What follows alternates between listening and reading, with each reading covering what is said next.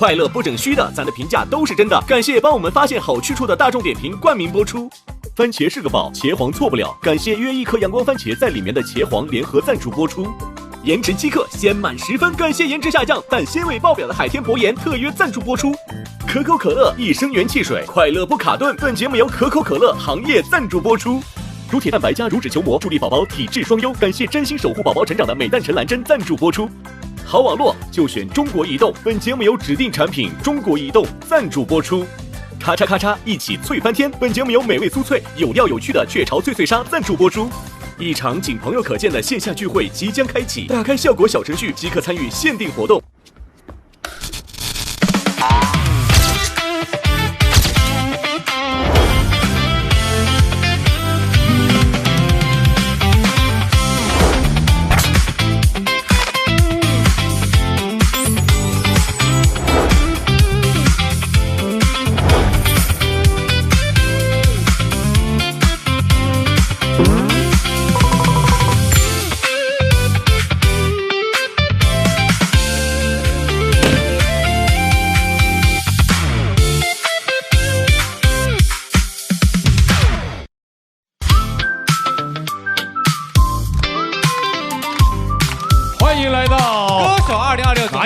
歌手是脱口秀和他的朋友们，这是不是一个节目吗？那是湖南卫视的。这个公司的老板也是你不能因为湖南人就上这个节目了，是不是？你又带着冷笑话出现，嘿嘿，幸好只有我懂你的笑点，不用解释，一个眼神到位，不用装完美，做自己才最宝贵。哦，拜托拜托，暂时忘掉一切，想记住你嘴角上扬瞬间，不用想明天，明天还很遥远，不知不觉又和你聊到凌晨3点。3、2、1，哦，烦恼都忘掉，今夜有你们真好，这是我们的约定，祝你今夜过得开心，就要朋友。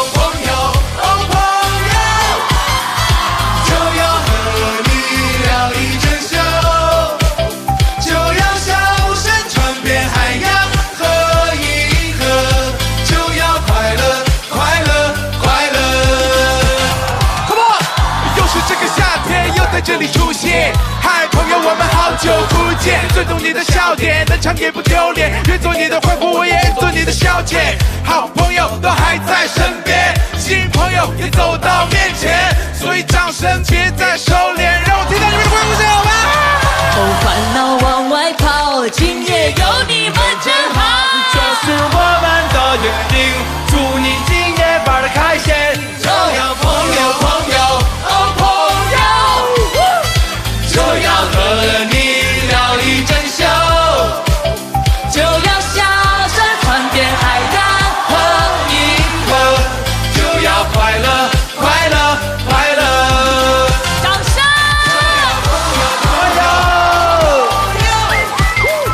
就要感受此时此刻，此时此刻，就要和你一起躺在沙发高歌，就要快乐。快乐，快乐，就要笑着，笑着，笑着。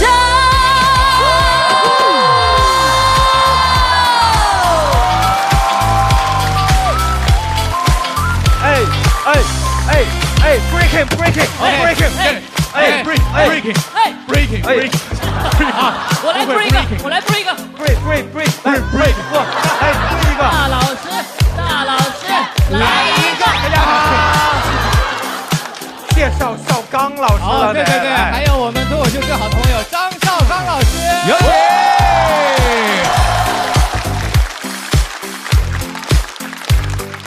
就要邵刚。唯一一个没有麦克风的邵刚。再次感谢各位的表演，来热烈的欢迎新朋友周深老师，大家好；闫妮老师，大张伟老师，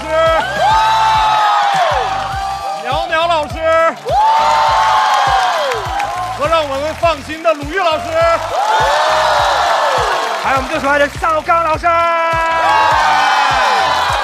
高老师，带着我们校团的朋友入座。来，1、2、1，走。不欢迎他们吗？不欢迎。我们也用热烈的掌声来感谢徐浩伦、谭笑文，谢谢，感谢魔力哥先生、哈嫂。我就有一个很现实的问题。好，今年不参加比赛的理由是？因为主持人还是你。他回答吧，这是谄媚的问题，我不好回答。要是撒贝赢就好了。哎呀，对不起。哎呀，对不起。其实这个舞台是不是很亲切？每年到这个时候就怼你一下，每年到这个时候怼你一下。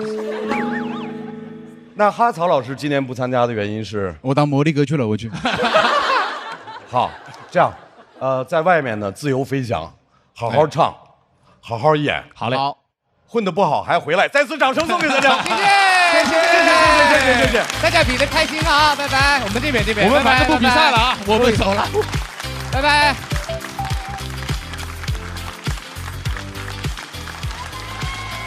来吧，朋友们，各位好，欢迎来到由大众点评冠名播出的《脱口秀和他的朋友们》第3季，我是主持人张绍刚，欢迎各位光临。时间真的好快啊，就转眼又是到了脱口秀的夏天啊。去年脱友2做的挺好的，豆瓣上4.3万人观看的情况下，8.0分，8.0分。最高的时候甚至于还到过8.1，但是确实就有人给我就是在节目上就有那种留言啊，说啊没有你得火成什么样，说我啊，其实一个节目你说要那么火干什么？大家觉不觉得一个节目太火了很危险，对吧？流量很可怕的。是吧？说什么都会被放大、被过度解读。今年就也有人说是张绍刚主持就不看，很感谢这样的朋友，真的，我不是自暴自弃啊。如果你太喜欢我，就是冲我看节目，对不对？那不管我说什么，你都爱看，这样不好，太疯狂。当然没有这样的朋友啊，我知道看节目的朋友一定有不喜欢我的，但是不喜欢我你还愿意看，说明什么？说明这才是最理性的脱口秀观众，对吧？我以一己之力隔绝了多少疯狂的追星族啊，才筛选出来了你们这么优秀的脱口秀观众。不要嫌我话多啊，今年节目有变化。首先介绍我们的校友团，老朋友鲁豫、大张伟。鲁豫老师不用说，人鲁豫老师一在就让人觉得很安心啊。大老师，欢迎回家。新的老朋友，我太高兴介绍了，鸟鸟。第一位以脱口秀演员的身份加入校友团的朋友，这么多年了，终于有演员替演员说话了啊！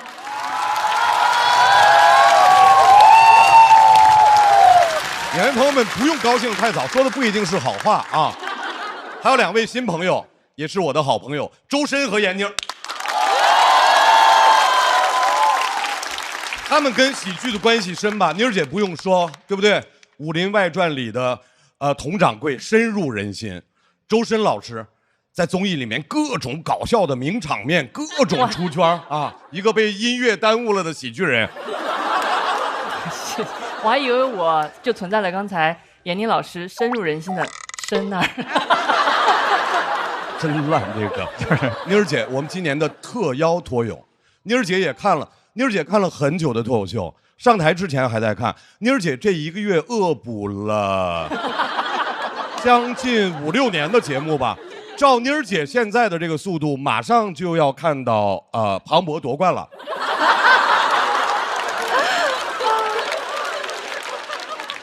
舍得看完。慢慢看，好东西一定要慢慢的咀嚼。选手今年也有变化，很多老选手都不参加了，比如呼兰、毛豆、广智、漫才兄弟啊。但是声明一下，他们没有去对面的节目，他们是去 Gap 了，旅行，感受生活，开拓人生的视野啊！一句话说就是写不出来了。开玩笑啊，还能写得出来，有的人还写得多，写多到什么程度？人家开专场，所以希望大家今年多去线下看这些优秀的脱口秀演员的专场，好不好？有的老演员是在开专场，有的老演员当编剧了。广智今年和程璐都是我们的总编剧。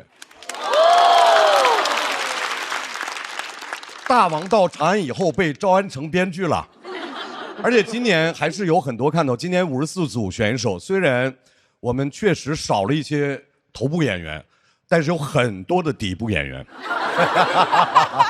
红岭里面抢肉吃，我们的基础非常夯实，底盘很稳。大家可以期待一下今年的新人的表现，因为他们的每一篇稿子都是广智大王批阅过的，赛制有变化。既然叫脱友，重要的还是朋友的概念嘛，是吧？所以第一赛段叫做双人成行赛，两交友组队 PK。大家能看出来这个节目的挖空心思吧？两交友，但是我们不是找 CP 啊，就是恰好组起来了啊，千万不要磕啊，也不能起 CP 名，不能见超话啊。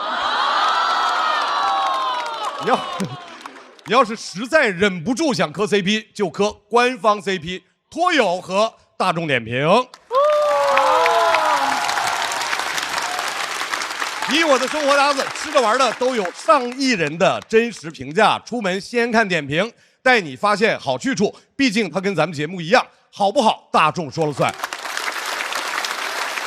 虽然今天才是第1期，但是庆功宴的餐厅我们已经在大众点评 B 翅膀上挑好了啊。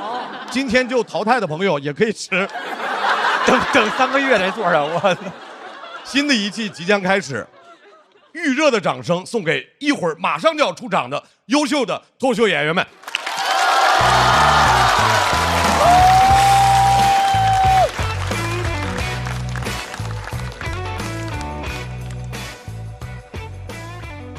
哇塞，看邵刚老师走过来，为什么放这么性感的音乐呀？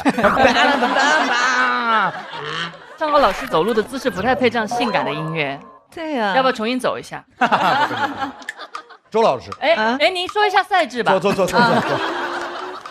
这个音乐跟你这个羽毛还挺搭的。宁儿姐，你不要被他们两个带跑偏。多好啊！周老师，第一次来会紧张吗？我当然会。哦，好官方啊！哇，那就好。你觉得你的压力来自哪里？压力当然就来自于，因为我是脱口秀的新朋友嘛，就是很多就是相对来说就是自己也会害怕，因为跨行业来观看，所以就是我觉得会担心这一点，自己说的好不好啊，可能也没人在意，但是我在意。总之就希望大家多多的谅解。谦虚了，老朋友其实老看咱们节目，是的，对，那特别熟悉。娘娘老师是第一个加盟笑笑团的编剧老师，所以你的心态是？对，我心里还是比较激动的。哇，这完全听得出来，太外露了，太外露了这个人。对，因为我觉得作为一个基层员工，能做到这个岗位上，我觉得节目组非常照顾我们啊，就是可能也会给演员一些动力吧。还有我也想了很久，节目组为什么会找我。然后我现在觉得他们可能是觉得脱口秀演员坐在这儿需要一个内蒙户口。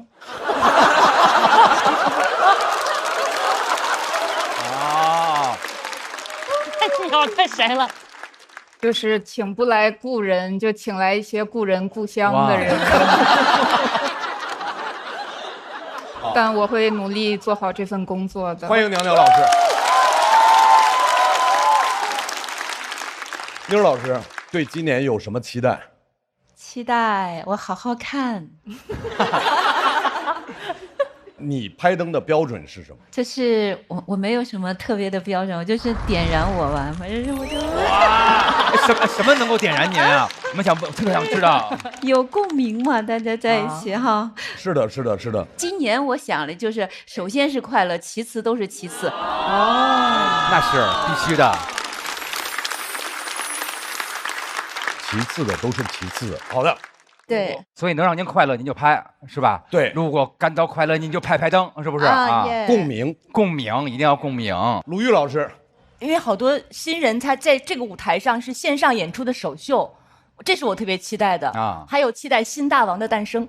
哦，我觉得是瑞瑞，我觉得也是。大老师，哎，你的期待值在哪里？我期待你能有个灯啊，所以我期待您能有个灯啊。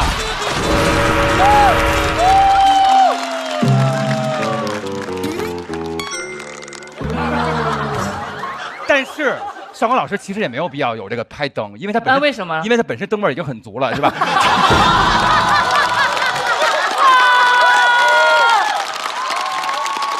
主持人，怎么敢的？怎么敢的？怎么敢的？怎么敢的？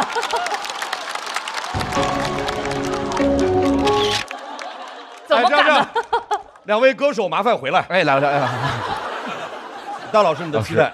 我就是期待那个能看见新面孔啊，因为这个，哎，大家知道，因为上我们节目组跟我们对的时候，咱们脱口秀其实从脱口秀大会到现在已经10年了，然后一波新人换旧人呢，我觉得这样特别棒，而且鸟能跟我们一起看，我觉得特别棒，因为以前呼兰他们，我老问他为什么不能台上跟我们一起，他说他们以前会觉得不好意思评论怎么样的，但是鸟破壁了。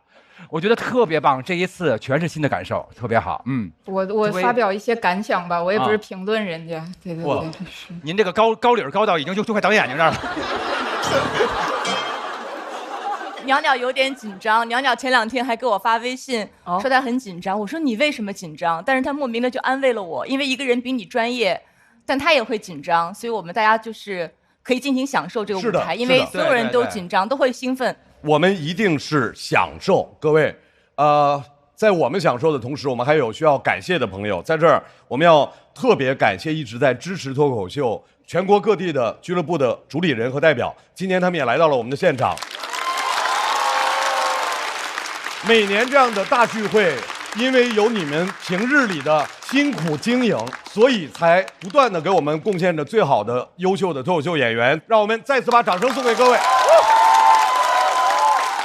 来说今年的规则，这么多年我们的舞台一直在不断的给大家介绍新面孔，介绍更多优秀的脱口秀演员，但是我们的名字叫脱口秀和他的朋友们，既然说朋友，所以今年我们打一个主题，就是大家不要孤军奋战，因此和朋友们并肩作战意味着第一赛段是双人成型赛，54组选手已经在赛前两组队组成了27支小队，他们将以队之名来争夺晋级的席位。27队抽签成13组对战关系，12组2v2加1组2v2v2。今天了。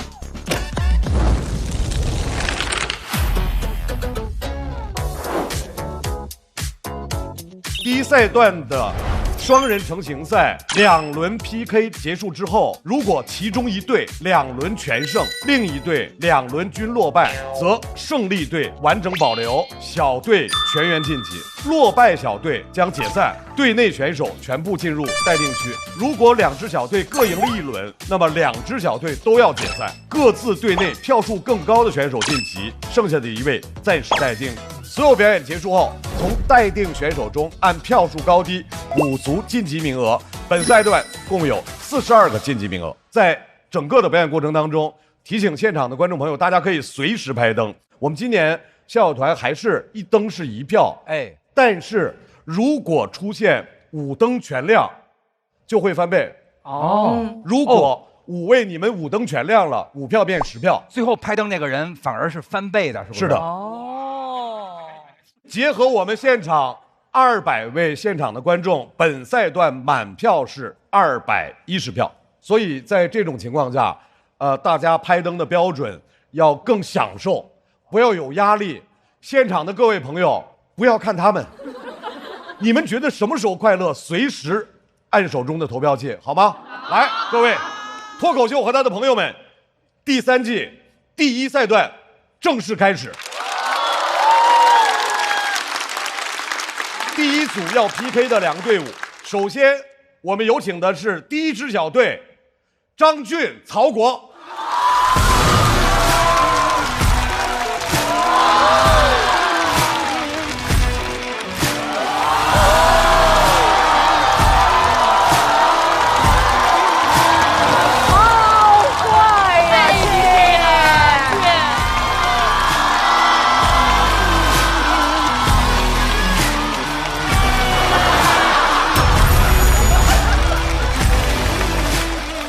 大家好，我是张俊，职业是脱口秀演员。全世界菜到处乱飞，西湖醋鱼静观其变。我现在在上学，这1年就是在纽约生活，然后我也一直在很认真的在做自媒体这事儿，拍了一些 vlog， 也受到了一些喜爱，就非常的感谢。曹国是我的留学中介。大家好，我是曹国。他算是我的半个学生，他去哥大读书是我帮他做的申请。你也知道，一日为师，终身为父。其实我觉得有劳动关系之后，我们的关系变得更稳固了。还是钱最能绑住人。其实我这个人很抽象。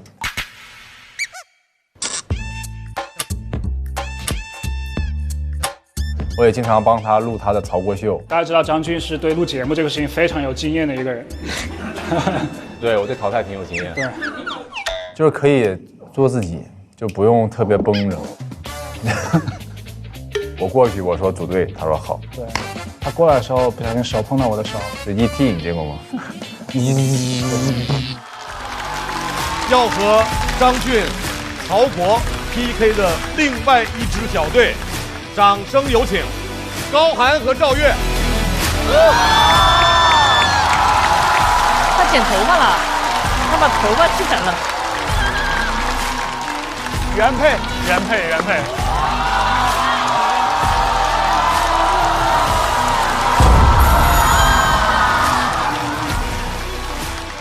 我的队友是高寒，我们是在22年的训练营认识的。跟他在一块儿挺舒服啊，他很擅长破冰，我就站他旁边，他就是我的破风手啊。哎，谢拐啊！赵越里面我替赵越贴吧。行，这直接就赵越，这个直接写赵越啊，他只想交赵越这个朋友。哦，用一个比喻来形容你俩的关系。又像这块木板，为什么呢？我还没想好。啊，对，因为我没想好咱们的关系是什么样，所以咱们就像这块木板。我面对镜头我就紧张，就会装。我基本不说岳哥啥，他老夸我。我喜欢这个忧伤的脱口秀。我这脱口秀里刻意的忧伤，但岳哥他就是自然的忧伤。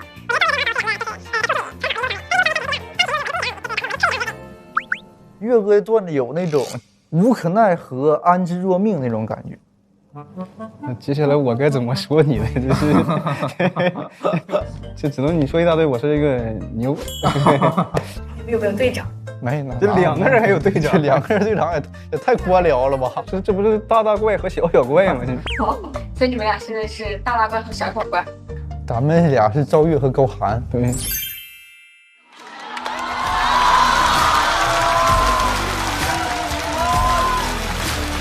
你最喜欢的对不对？对，我觉得他特好，真的觉得他特好。首先要登场的一位老朋友，留洋归来。本赛季第1位开场演员，热烈的掌声送给张俊。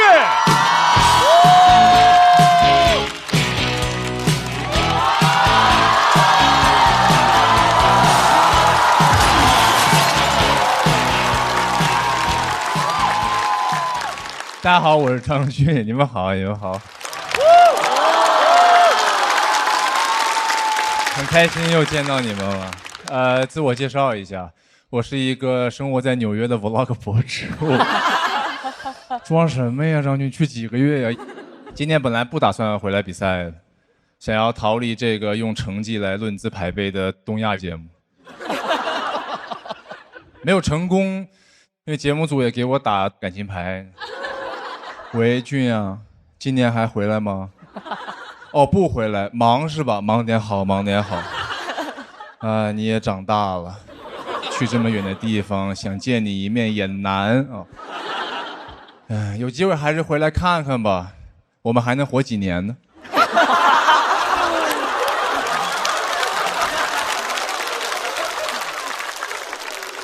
以后回来想见都见不到了。对了，今年录节目通告费涨了。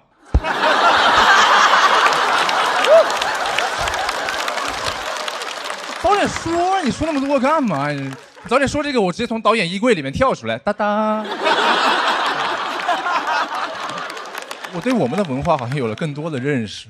我刚落地纽约，我有些朋友就带我去吃中餐，我还没消化呢。我以为他们是怕我吃不习惯，结果他们只是想让我尝一下这家中餐馆到底正不正宗。我说为什么是我？他说因为你刚来这个国家，你还没饿过。我好害怕啊！但他们心里已经有答案了。他一边点菜一边说：“这家其实相当正宗，这家特别正宗，这个比国内还正宗。”哇，倒反天罡，特别像鉴宝节目，他们就是顾着老头，我就是那个专家。专家要是说不正宗，他跟你急，你懂不懂啊？这家东北菜是当地最正宗的东北菜，你懂不懂啊？然后老板走过来，猴不猴气呀？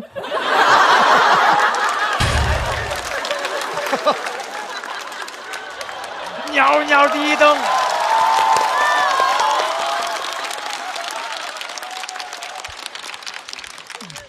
吃了不少中餐馆，都很好吃，就差一点味儿，不知道差什么。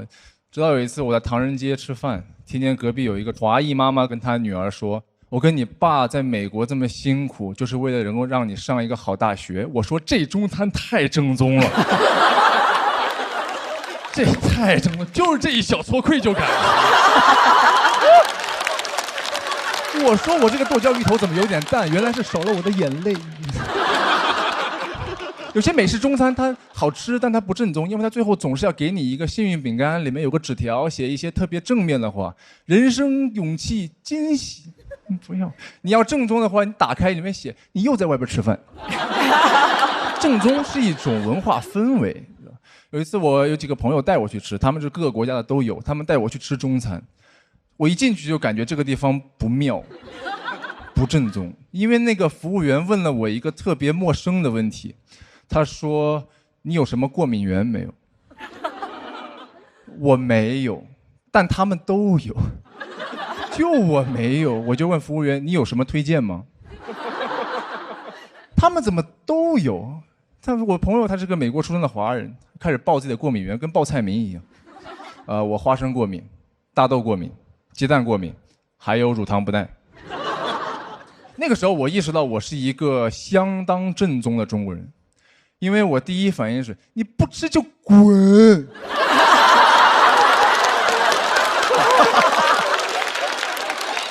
你别影响我点菜行不行？你忍一下不行吗你？我说的都是老一辈会说的话，你就是饿少了。或者追问他，我问一些奇怪的，我说你花生过敏，他说对，我说那花生碎呢？他说也过敏，我说那花生露呢？他说我不是对花生的形状过敏。可是我想吃花生，我就说你得学会吃花生，你不会吃花生，以后进了社会要吃亏了你。我为你好，你知道吗？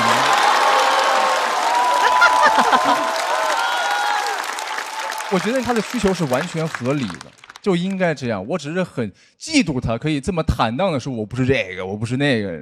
然后服务员也特别配合，好，还有呢，还要什么呀？3个过敏1个不耐，你还要什么呀？再来一个，今天我们只能喝西北风了。那不行啊，我有鼻炎，我冷空气过敏。这怎么行啊？我们顶多拒绝一下调味料，所以很多人网民写不吃香菜，没有人写不吃花生、大豆、鸡蛋、牛奶，因为这就是一杯奶茶的成分，你知道。我有时候真的想犯贱，你知道，先生您喝什么？我要一杯他的过敏源。这个特别尊重人的吃法是正确的，只是不正宗而已。我吃中餐的时候说不是很难的，你要来来回回的。我每次说不吃什么，我都有一种麻烦别人的感觉。所以别人问我你有什么忌口吗？我都这么说，我说有，但你都可以放，我挑出去就好了。就这样，我挑出去。这就是为什么我们用筷子。为什么我们用筷子？方便挑出来。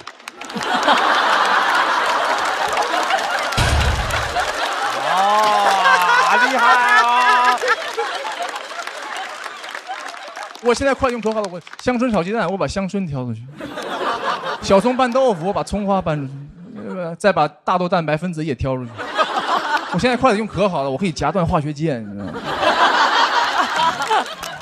说不是很难的，就算你不吃，人家也要给你夹，夹的就是你不喜欢的那个，你尝一下。哎，你尝一下，你是不是嫌弃我？当然了。我家吃年夜饭的时候要一副公筷，年夜饭呀，年夜，那个边界感黏糊的，真是。你试一下年夜饭的时候要一副公筷，所有人都，你什么意思啊？你什么意思啊？你现在嫌弃你爷爷有甲肝是吧？爷爷有甲肝。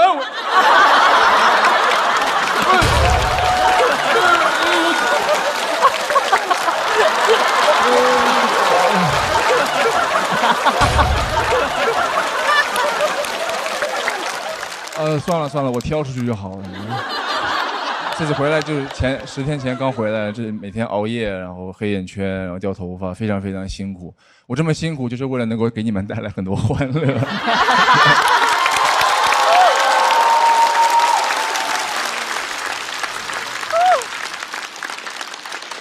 是，我在段子里加了一点愧疚感，现在是正宗的中式脱口秀。还是希望我的原创节目可以多活几年吧。谢谢大家，我张俊，谢谢。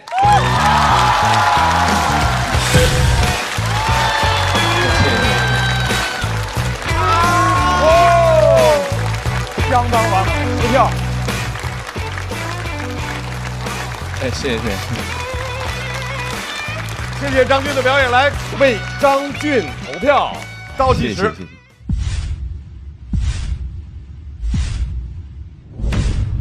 投票通道关闭。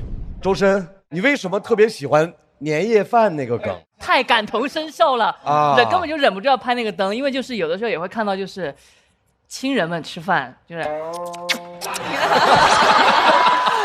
我当时我只能接受那一份亲情。没明白，说完那个螃蟹腿让你再嘬一口，不是一块嘬啊？对，就完全就是感同身受，所以肯定得拍上这个。鲁豫拍的点在哪儿？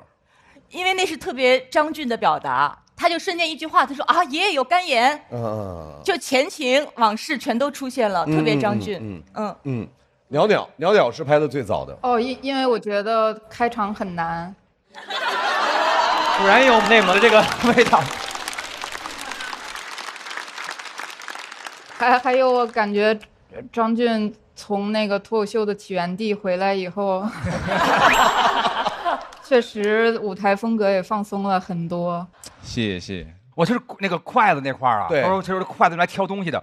我说对哈，然后就因为那个张俊的脱口秀经常是那种说一堆根本就是乱七八糟的道理，然后你听着听着好像是对的，然后就被听进去了。那一下我觉得特有张俊的思考，就拍了一下啊。妮儿姐之前就很喜欢张俊，对，喜欢张俊的点是他有时候什么这个。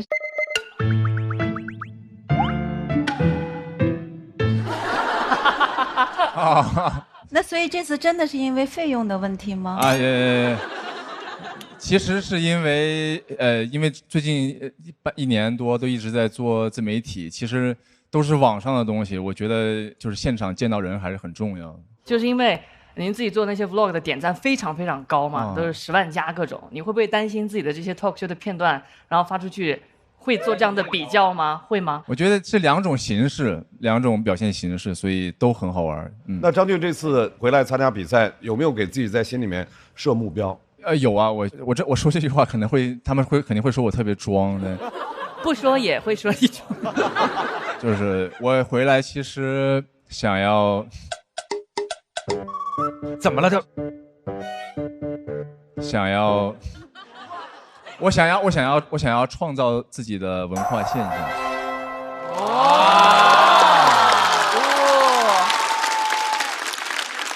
好装啊，Dream！我要创造我的没文化现象。滚！哎，跟我们聊聊，比如说，就你在纽约待了1年了，对不对？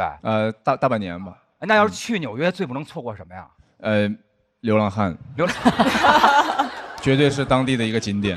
哇！我一般觉得去外国最不能错过的是回北京的飞机啊，要不然真的是很难赶上啊。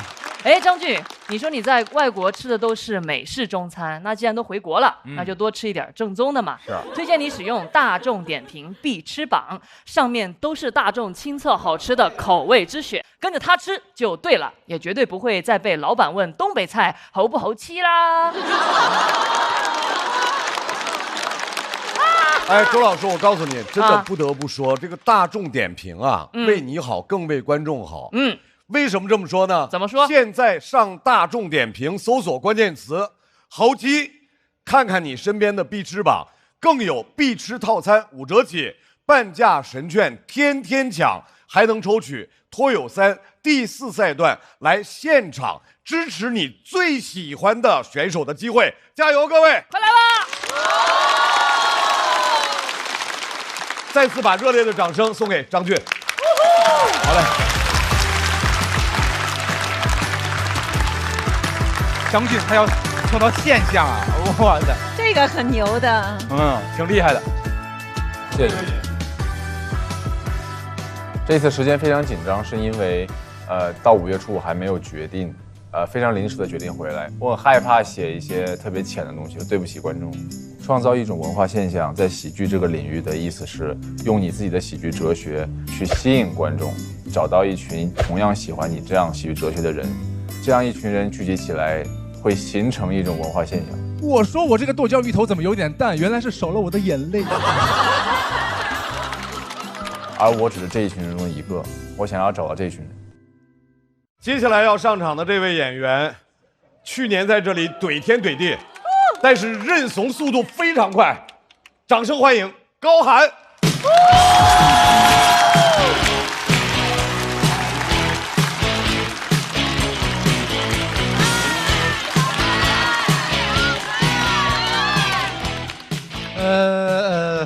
大家好，我叫高寒，然后我这个人非常有文化，从小看书，小学看《论语》，初中看《史记》，高中通读《小时代》全集，然后大学加入了文学社。当我发现城里文艺青年看的书我没看过，第一次聚会一个人说他喜欢萧伯纳，我说喜欢有啥用？你得跟他表白呀。就听他们聊作家，我真害怕。就聊什么啊，村上春树、三岛由纪夫、列夫·托尔斯泰、托斯妥耶夫斯基。我说啊，一寸长一寸强是吧？那我喜欢达拉崩巴版的北迪比都不弱。那个场合。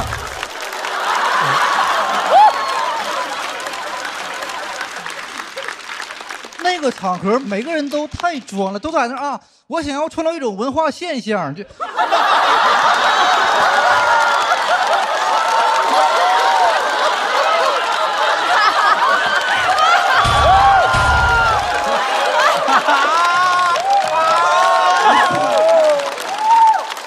我就不敢吱声。这时候两个人吵起来了，一个人说：“他说包法利夫人这本书啊，就是徐安冲翻译的最好。”另一个说：“那你太不懂了，太外行了。包法利夫人你得看李建武翻译的。”我一看机会来了，我一句话给他俩都镇住了。我说：“包法利夫人就得看英文原版。”我们社长说包法利夫人是法国人写的。哎，现在回想感觉真挺愚蠢的。就你喜欢的作家跟你本人有什么关系呢？啊，那我偶像是列夫·托尔斯泰，我就厉害。那我偶像是俄罗斯沙皇，给你偶像抓起来。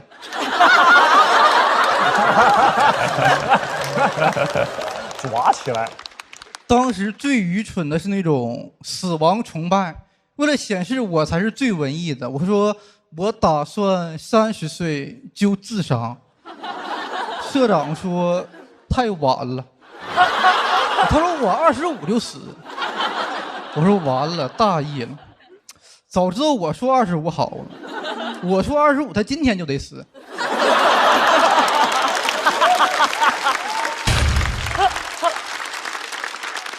其实我很崇拜社长，他看过很多书嘛。为了追赶他，我开始恶补，1年看了100本书，终于成了真正的文艺青年。但有些人开始歧视文艺青年，说文艺青年娇柔造作，无病呻吟。人到洛阳花似锦，偏我来时不逢春。啊，我不光是文艺青年，我还是一个古风小生啊。文艺的时代过去了，但社长好像一直活在过去。他毕业不工作，带我摆摊卖他自己写的诗，说挣钱分我一半。一直摆到第5天才有第一个人来。那人看了2页，他说：“哥们儿，你俩是不是把 QQ 空间打印出来了？”那天下了一场瓢泼大雨，我跟他大吵一架。我说：“诗人就是狗屁不是。”他说：“不是的，诗人是神的代言人，神有想说的话会通过诗人来表达。”我说：“这个我知道，这个在东北叫出马仙儿。”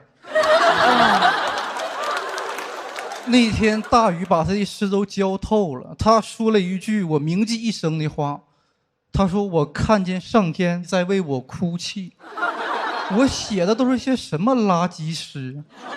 我说：“社长别这么说，这些不是垃圾诗，这些是湿垃圾。”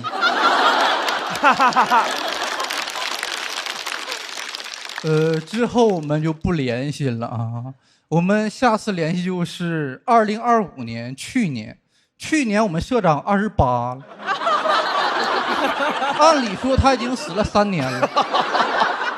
他微信给我发了一个拼夕夕链接，让我砍一刀，太幻灭了。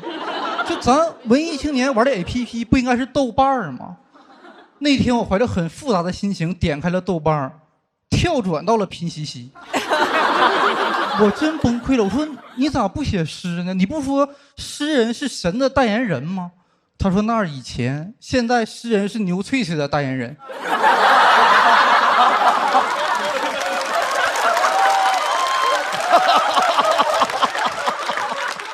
我说这都是啥呀？拼夕夕牛翠翠，高涵涵心碎碎。是心碎碎了哦。晚上我喝多了，给他发微信，我说社长，我们还能文艺吗？他说来不及了，我已经看了100多部红果短剧了。没有办法，其实我觉得大家都不想庸俗，但庸俗是一种投名状。想进入社会就要处理掉文艺的自己，所以现在社长没有生存空间了。之前我们的文艺都能发表在 QQ 空间，这说明什么？这说明我们应该感谢腾讯这么好的平台。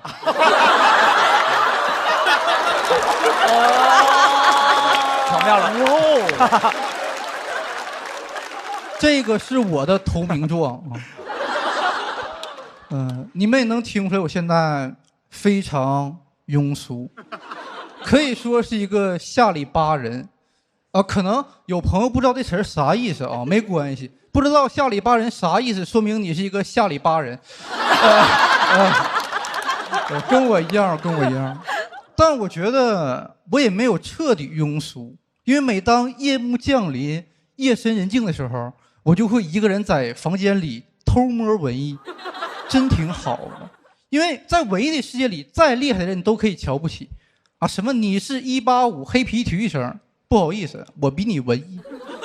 啊，什么你爸是大老板，不好意思，我比你文艺。啊，什么你长得像杨幂，不好意思，我爱你。文艺真的非常好，非常好。我看有的演员演的炸，我就嫉妒就难受。但用文艺的角度想，一下释怀了。他为啥炸？因为他讲的是商业脱口秀，爆米花脱口秀，太俗了，俗不可耐。为啥有人说，哎，高寒讲那啥玩意儿，冗长无聊，莫名其妙，给我看睡着了？因为我讲的是文艺脱口秀，脱口秀贾樟柯。为啥冷场？因为高级啊，又高级又寒冷，这就是高寒脱口秀。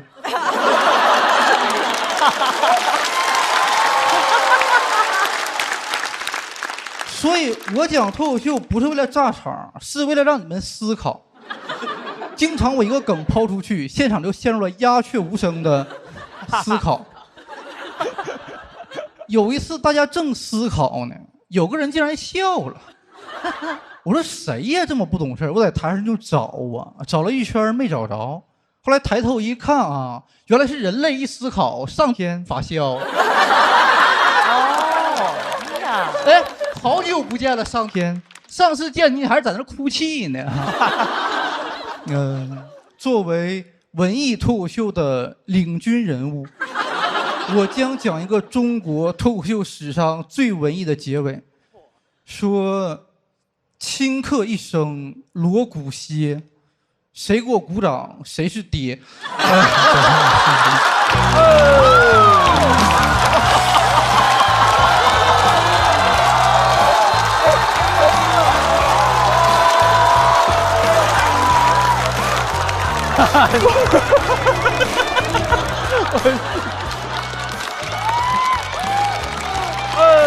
高寒在我心目中就一直是个荒野孤侠、南海一霸，就是这么个人啊，还自己故意讲一些报菜名似的人名啊，就是说一堆书名，显得自个儿很文艺。这件事儿又欠，但是你又让你爱他的那种感觉。来，抓紧最后的投票时间，各位，倒计时，3、2、1。哇！哎，太棒了！开始没脸没皮了啊！冠军的舞台上了，哇，厉害厉害厉害！你是哪个点拍的，大老师？啊，我在每一个点都想拍啊，到腾讯那块QQ 空间都想拍啊。高寒老师如此巧妙的植入，然后如此好的就特别棒啊，真的好。我觉得他这个点非常密。高寒哇，太有才了，哇塞！你说古代只有4大才子，没有5大，因为他的现代，你知道吗？哇，他太厉害了，哇！你要在古代，你绝对是5大才子。大家现在都已经不吝夸赞之词到如此程度了。我也很喜欢他的这个文本，非常喜欢。谢谢你。他说有一个，其实文艺其实是不逢春的，这个是我拍的点，因为文艺真的是小众的大众点评。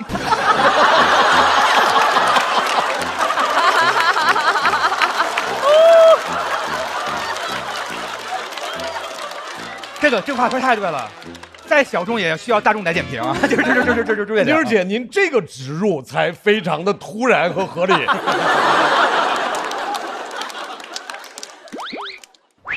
来，妮儿老师，您继续。因为其实这个东西就是要一直去追求的，真的。所以我就觉得，其实你一定要有你最纯粹的、最简单的、最执着的。瞧瞧这排比句啊！这样的一种追求，我觉得高寒的内心是在高处，这个我是喜欢的。不，我在低处啊。你说夸你也不行。我，这个，那个，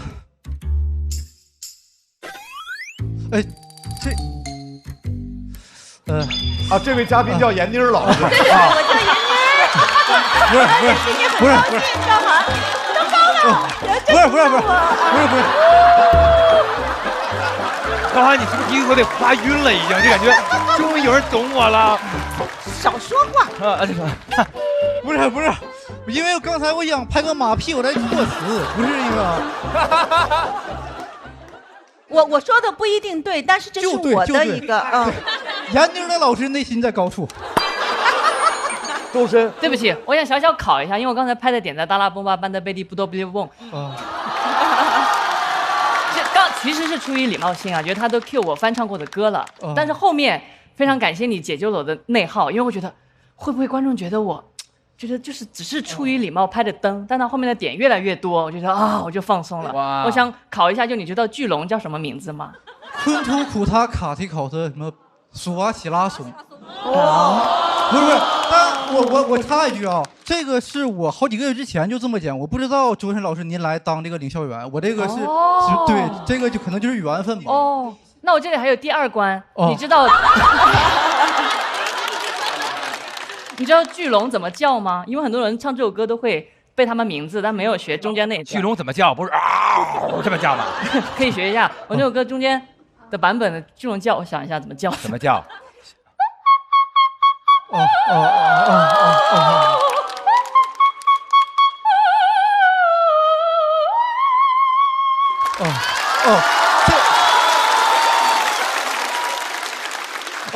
其实我脑袋知道这么叫，我是嗓子不允许。那你都兴高嘞？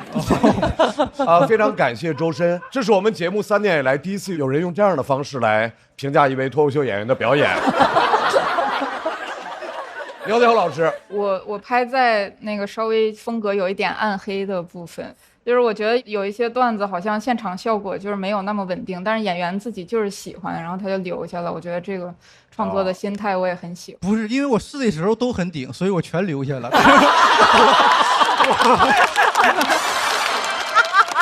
没有什么故意谦虚，说都是冷场啊，没有任何想要谦虚的打算。鸟鸟，你误解他了。只是真实的表达，这就是高寒，这就是文艺青年高寒。看他个性签名是，他既想死，又想去巴黎。说的第一句话，我说恭喜你，你现在是我微信里第7个既想死又想去巴黎的人。就这句话，我喜欢那个包法利夫人，因为我一直都不是文艺青年，其实我是一个啥呢？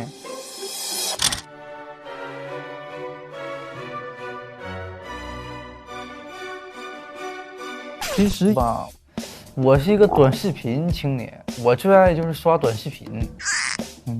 其实我从根上说，我没怎么看过书，我那个算把书翻完了，我觉得不算看。玄幻小说、8伙处对象故事的，我看不上。我确实挺庸俗，因为我本质就是庸俗。这个有人问过这个博尔赫斯，说这个文学有啥用？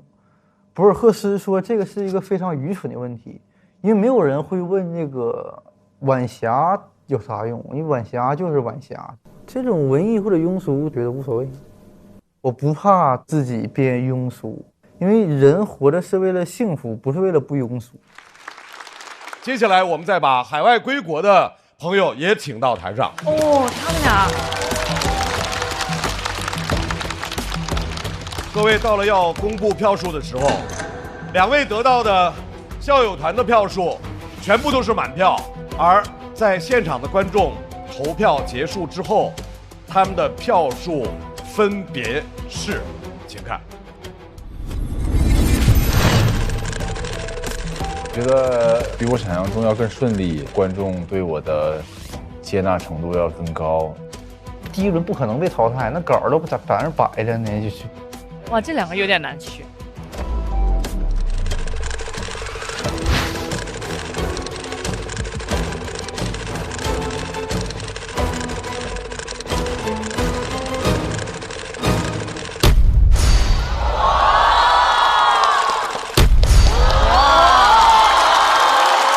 很近了，没问题，没问题。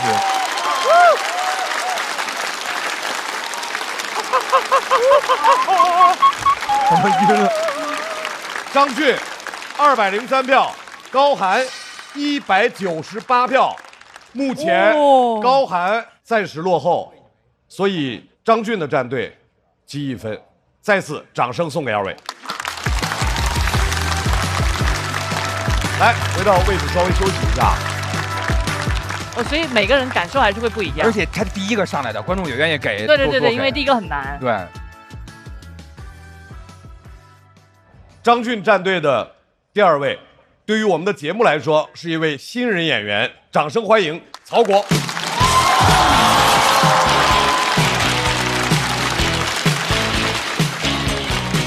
大家好，我是曹国。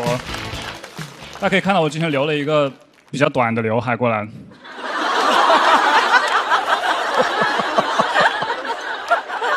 我16岁就开始脱发了。当时我的很多同学、朋友、家人都过来安慰我说：“曹国没关系，聪明的头上不长毛，聪明绝顶。”但我根本不要聪明，我要顶。所以我就开始在网上各种搜怎么办，但是我发现没有任何科学的方法可以根治脱发这个问题，所以我就开始尝试一个偏方，要我多吃糖油混合物，抽烟喝酒加熬夜啊，长期坚持就可以让我的脑功能下降。我要根治我的聪明。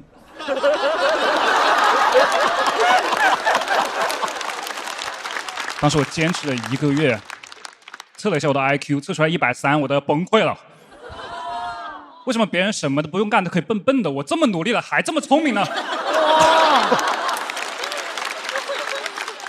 脱发这个事情还是给我带来了很大的冲击。一般的男孩子看起来比他实际年龄大个3、4岁很正常，我不一样。我看起来永远都像一个比我的实际年龄大10岁，但是保养的还可以的男人。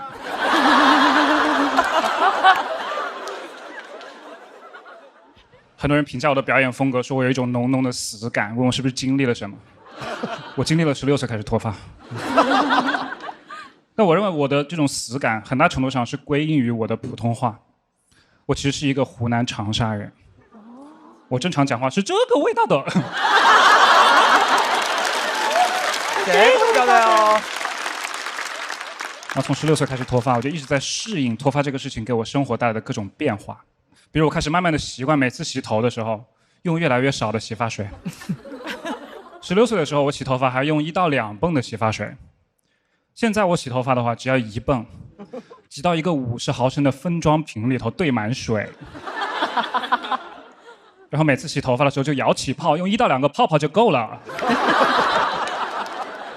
用3个就洗不掉了。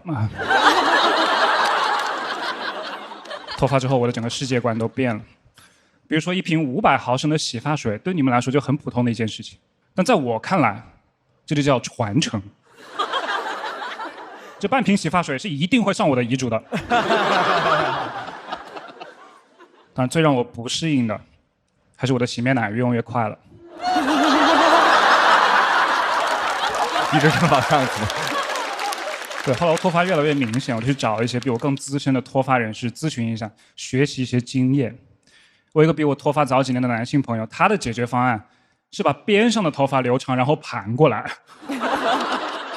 我当时看着他这个秃顶长发男，感受到了一种叛逆的油腻，感觉到像一个很喜欢摇滚乐的公司领导，每天在办公室里喊开会，开会。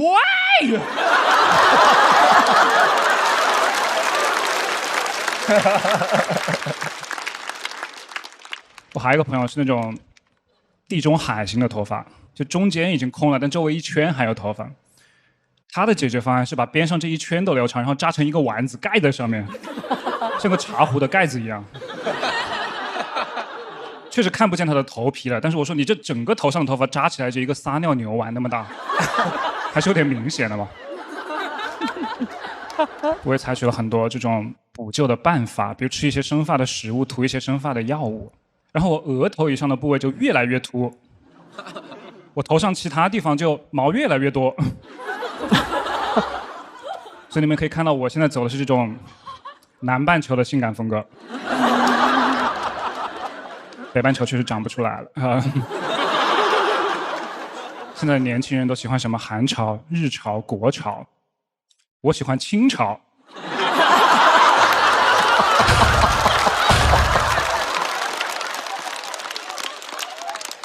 我在穿搭这方面从来不在乎什么 city 不 city， 我一走出去，别人都以为我出生在 Forbidden City。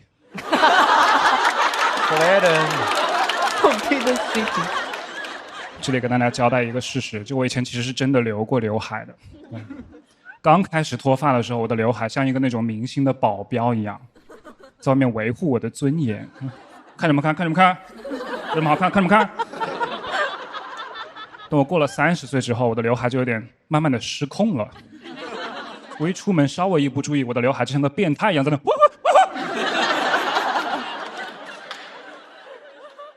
所以我赶紧把它给剪了。我也没有准备去植发，因为其实我的发际线还没有稳定下来。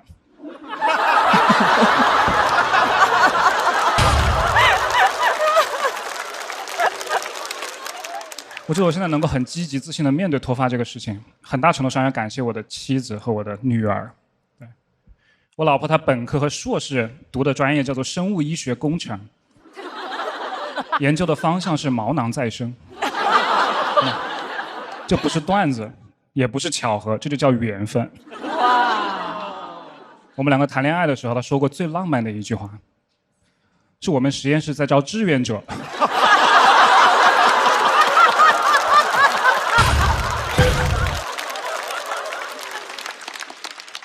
我当时就把手搭他嘴巴上，我愿意，我愿意为你，我愿意为你失去我头皮。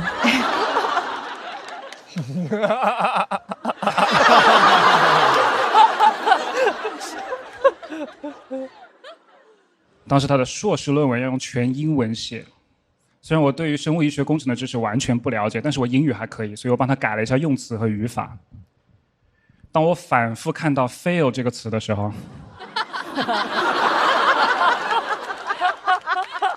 说实话，我心里已经有点乱了。等我在结论的地方看到 impossible 的时候，好残酷。我选择了相信爱情。对，23年的时候，我老婆怀孕了。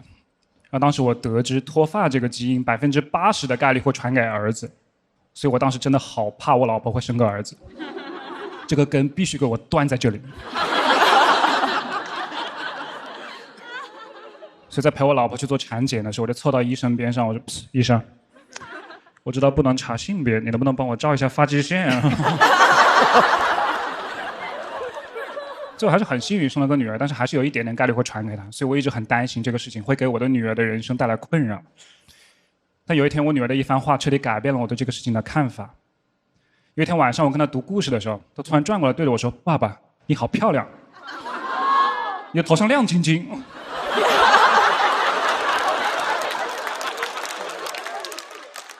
我当时真的觉得我的女儿眼睛里都在发光，仔细一看是我的额头的反光。但不管怎么样，我女儿这一番话让我就接受了，我就是一个聪明的靓仔。谢谢大家，我是曹国。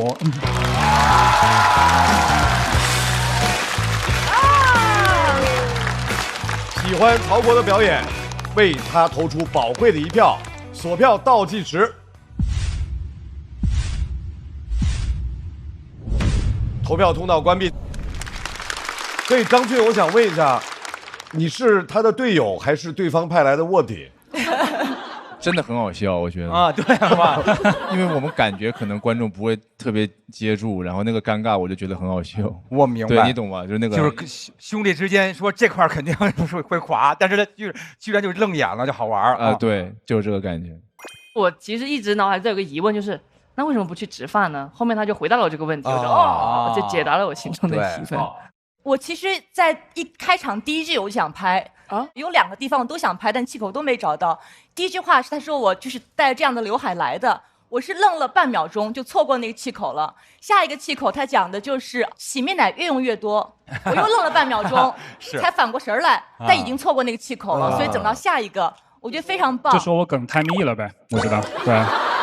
我觉得他非常非常棒，因为他一开始讲脱发，我其实内心里咯噔一下，我怕又是一个我们能够想到的一些梗，但是他从头到尾就是围绕脱发这一件事儿，能够一再往下的翻，一再再往上翻，我觉得非常好。是的，是的，是的。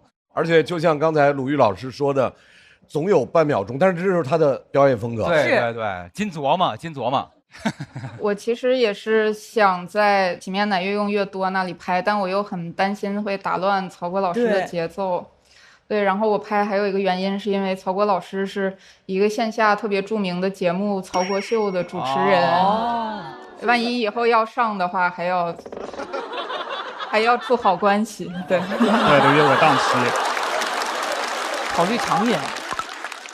我想补一句话，曹国是我唯一的一个，我一边听着现在，一边要想着刚才那个梗，是处于一个连贯的一个过程当中，是唯一的一次，所以我觉得很神奇。就是听的过程有点前拉后拽。对，我得拽着前边，再想着当下，然后准备的下一个，所以是一个过去、现在、将来连在一起的一个状态，非常神奇。哦，时态很完全啊，很棒，很棒，很棒，很棒。我觉得就曹老师他的这个整个他的这个镇定，包括他说的那个缘分，我还是挺喜欢的。我选择了相信爱情。作为观众来说，其实看你会看得更清楚，因为他出一些，比如说有一些地方演的没有那么厉害的时候，我们能够很清晰的看到你在硬着头皮演。然后呢，看，来，再次掌声送给曹国，谢谢。你怎么回事？曹国要 PK 的朋友出现了，去年匆匆的来过一轮，掌声欢迎赵越。我喜欢。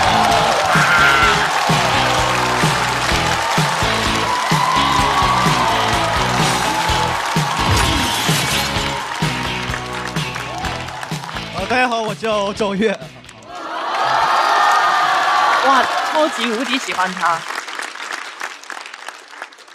剪头了，早知道把头发给曹国了。我不要，我不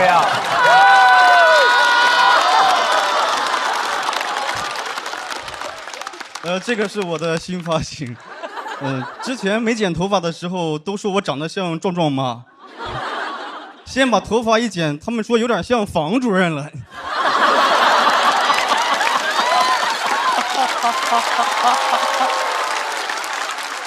我今天想跟大家讲一讲我和我妈的一些事，之前在节目上从来没提过她，现在有些网友让人无法想象，我在节目上没讲，他就以为我没有，其实我有。我妈她是农村红白喜事的服务员，她一天可以挣50块钱，但也不是每天都能挣50啊。因为天天挣50，村里人也受不了。我怀疑我们村以前是个县。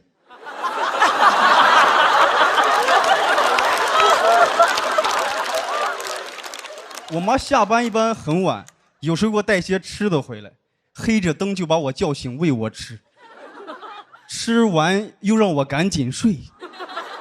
所以很多东西我吃过，但我没有见过。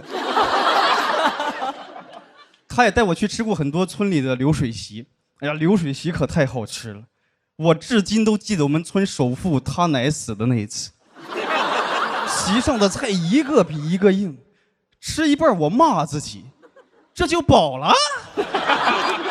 你平时不挺能吃的吗？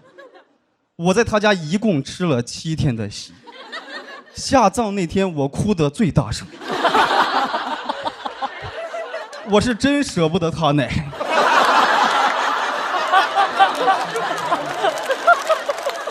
后面几天看到他家老爷爷，都好想说上一句“廉颇老矣，尚能饭否”。这个是开玩笑啊，我还是希望爷爷长命100岁。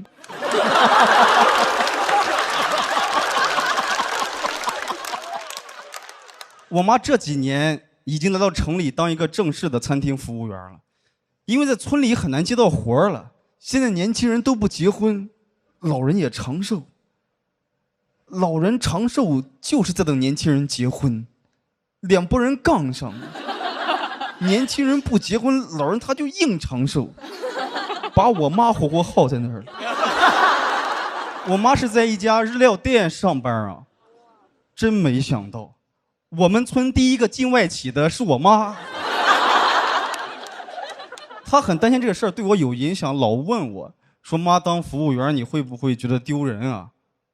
我说：“妈，丢人这事儿我从不靠父母。我妈说你这窝囊话说的真霸气。我真不觉得丢人。我之前干过服务员，那会儿朋友还跟我开玩笑说你妈是服务员，你现在也是服务员了，那你们家是服务世家呀？我说是，你可能不知道，我出生第一句话就是 May I help you sir？ 我妈这工作经常要加班，有一次去看她都快下班了，还是会来人吃饭，我也劝我那个不好意思哥，咱这儿快打烊了。那个人不听劝，说没事没事，我吃得快。他是吃得快，但他喝得慢。喝完还教育我说：“兄弟，你听哥一句劝，以后要是有女的说爱你，千万不要信。”我说哥，以后要是有男的说他吃得快，你也不要信。我妈在城里比在村里舒服一些，因为在村里的舆论压力很大。在村里，你要是7点不出门扫地，村就说这家人完了，懒。但你7点扫了地又能得到什么呢？就能得到一个评价，叫这个人勤快。勤快就像锁链一样，把我妈在这儿锁了半辈子。我妈来到城里，感觉终于有了自己的带薪休假。休假她最爱干的事情就是回村，有时候就半天假，她要回去给地里浇个水。半天假不是我妈的极限，是村里水泵的极限。她活得像阵风。城市尚未觉察他的离去，土地就已知晓他的归来。有点文艺了，厉害了，厉害了！哎，高寒有对手了，这是对。我妈不怕吃苦，她觉得苦1年又不是苦一辈子，但其实一辈子就是1年1年苦出来的。我说妈。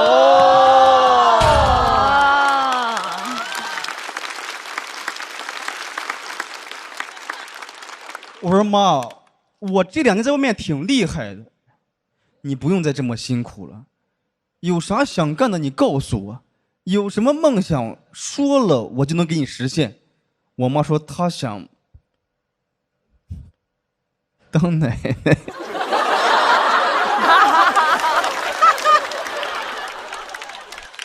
我说妈，我错了，我在外面啥也不是，对不起。现在身边人结婚，我都不敢跟我妈说。去年我发小结婚，我妈还问我说：“那个谁结婚了，你知不知道？”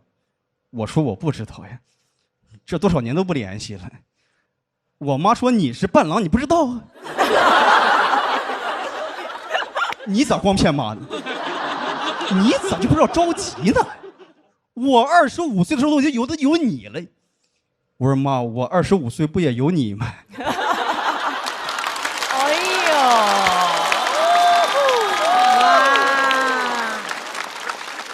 这有什么好遗憾的呢？咱们共同参与了彼此的25岁。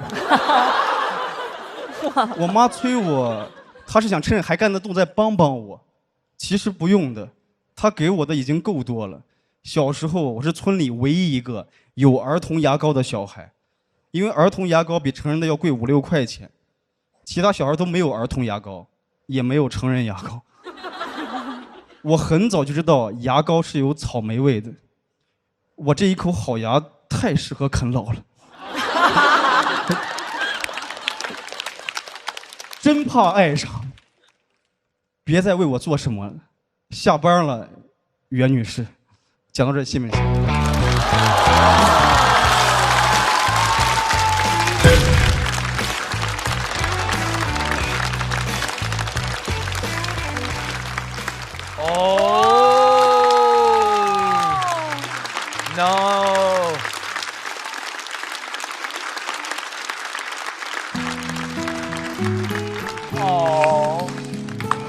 哎呦，打不过，这个啊，教育真的太好了，护得越好。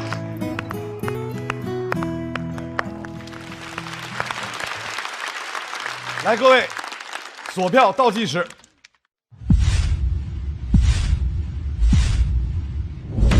投票通道关闭，再次掌声，感谢赵越带来的表演。哇塞，很突然哈。不是这个表演是不对的呀，就是说他为什么这么深情啊？就是让你觉得哇塞，怎么我很少极少几乎是没有在脱口秀的舞台上感受到这种迎面的这种暖流。刚才他说一辈子就是一年一年苦，马上想喷眼泪。我觉得我看到了很多人通过你的讲述，看到了你的成长，也看到你妈妈她慢慢变老。我们就讲有喜有悲，所有都是大喜大悲。尤其是你妈妈干这个工作，她一定是大喜大悲的。所以我非常喜欢这一段，我真的很感动。是老师，是的。周深是你粉丝？对。哎，对，来录这一季之前，我之前就在网上看的时候就特别喜欢赵月，所以他的表演我就特别打动。然后今天看完之后，又感觉看到他的另外一面。但是他这些让打动我的点都一样，他其实是一个很细腻的人，而且他是能够感受到爱的人，而且我感觉他是一直都很坚定的相信爱的一个人。所以我觉得这一点，我当时在听这个段子的时候，我就一直在就感觉眼泪就是要出来了，但是因为人太多，我也不好意思哭。所以我就觉得非常打动，非常喜欢。然后我很好奇有没有跟你说，哎，你换头发了，还是原来那个头发好看？有人这样说过吗？有是吗？那你怎么想的？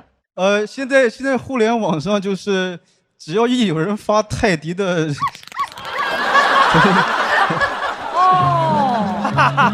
我这2年就看了无数个泰迪的照片，都说好像你，多可爱呀！我为什么说他头发？是因为有一次我之前看他演出的时候就很喜欢他的脱口秀，然后就在演唱会的时候，然后因为小朋友们去看演唱会，他们会为了保护他们的听力，会戴那个大的那个降噪耳机，然后觉得哇，我们双向奔赴，赵月看完演唱会，然后一看不是他。我忽然感觉你们俩长得有点像啊。是吗？双向奔赴，赵月，我非常喜欢你的脱口秀，谢谢你。谢谢周深老师。来，鲁豫。我特别理解刚刚闫妮讲的，他会有那种大喜大悲、特别感动的感觉。我觉得刚刚赵月讲那一段，你完全可以把它当成一个电视剧在听，然后里面那个人物完全可以由闫妮去演。细腻是画面感是这个，对，是吧？后来有一些地方你就会很感动。我觉得最后一句说话神来之笔，他说下班了，袁女士。对，他没有讲他妈妈的名字，但是也没有说下班了吗？讲的是袁女士，就是让这个人物从他妈妈的身份回到他本来的身份，我觉得非常的感动。就是好的一个脱口秀的作品可以是这样，就前面你有很多笑的地方，甚至地狱笑话的地方，然后最后你可以允许我稍微感动一下，所以我觉得是个很棒的一部作品。是了，还是要格局要打开啊，对。对，就是我觉得有一些过分的话，如果是别的演员来说，就会让你觉得好残酷。但如果赵月这种气质上比较朴实和内敛的演员，就会让你觉得好像现实就是这么一回事所以我觉得段子和你气质融合得很好。对，很真诚。好，谢谢。你很打动我，我就觉得有时候在舞台上。最完美的呈现就是这个人的人格和他的文本和他的外形和他的性格，一切都融合在一起的。我们大家都挺喜欢赵月的。其实他是一个聊天的时候会有一点笨拙的人，就是说话总是低着头，看着地板。这个有点。Hello 姐。练成了。这是我的新发型。感觉这是他人格的一部分我特别害怕赵月跟我说谢谢，相处20秒可能就要对你说5句谢谢。太热了，我给月月扇扇。别，这是谢谢。没，谢谢周深老师。我跟赵月去饭店吃饭，他怕服务员给他倒水，他不喝，服务员伤心，把了一大杯水干了。赵月的脚受伤了。他在有观众的时候，他故意走的特别正常，然后没有观众的时候，他有时候突然一个瘸开。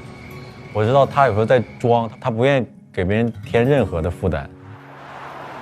你觉得你的性格和你的为人处事是怎么形成的？因为我妈是一个习惯忙碌、很热情、很愿意帮助别人的人，你就会觉得妈妈很不容易，然后你不太想，因为你让她遭受什么恶评，如果你很红的，那很多人都会说，哎，你妈没有管教好你，怎么样？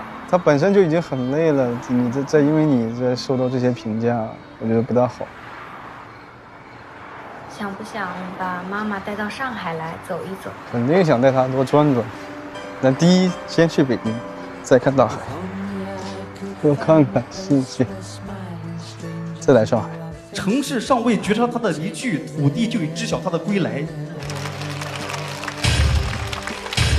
害怕自己不能留在这个城市了。啊，加油加油，赵月也加油。来上海不容易，多待一段时间。下班了，袁女士。哎妈，哦，你没吃饭吗？这会儿？俺没，哎，微信热不热？凉快着，因为有风。这两天在外热吗？有啊，他那个四川西部呢。各位，本轮的 PK 已经全部结束，我们请另外3位选手回到台上。他们4个人都很好，太难选了。哎，今天开场真的很好。我们首先要看一下的是曹国和赵越的票数。张俊、曹国1比0暂时领先。我们请看曹国和赵越他们的分数是。哇！赵越199，曹国168，所以2组打成了1比1平。我都对我递进了。每组各晋级1人。哦，顶峰相对。哇！于是我们在比较完分数之后，哇！啊，这么接近！很遗憾，曹国和高寒要进入到待定。恭喜张俊和赵越晋级下一轮。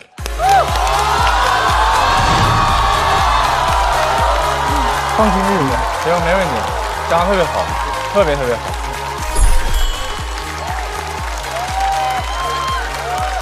好可惜啊，但哇，不然呢？如果比赛就是这样。张俊和赵越，请2位把自己的名牌插入晋级榜。马上进入到我们的第2轮 PK 关系。在第2轮，我们首先欢迎上场的第1组2位脱口秀演员小蝶、冯子豪。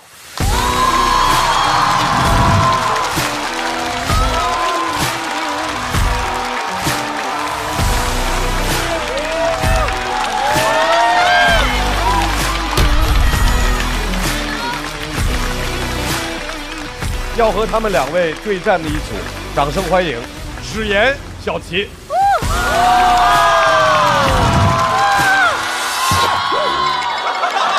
别忘了。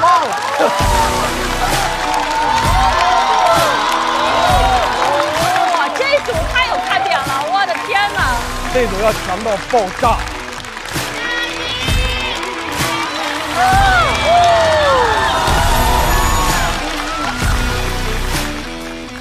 分析的来形容你们的关系。我和我的老友，我跟史岩认识的应该是所有这届选手所有的应该认识最久的。刚开始我们都在沈阳嘛，我刚开始讲第1场开放麦的时候，他就在。他知道我当时有多土，就是那种感觉，就感觉你好远房，从小看你长大的亲戚就来了，就小时候还尿床呢。而且是最开始单方面我认识他，我仰慕他。他就是我最开始的喜剧启蒙嘛。行了，可以了。当时我就觉得他是我们俱乐部的明星。谁家明星300块钱一场？那在我心里也算明星。他现在咋这么火了呢？咋火成这样了呢？我是不是有点高攀了？我觉得史岩姐最厉害的一点就是她永远能保持自己的心态跟节奏。都不想跟你录了，打板儿。我说了吧，史岩姐来多好。然后马上比赛了，你们准备好了吗？向镜头展示一下你们的决心。准备好了。准备好了。好了。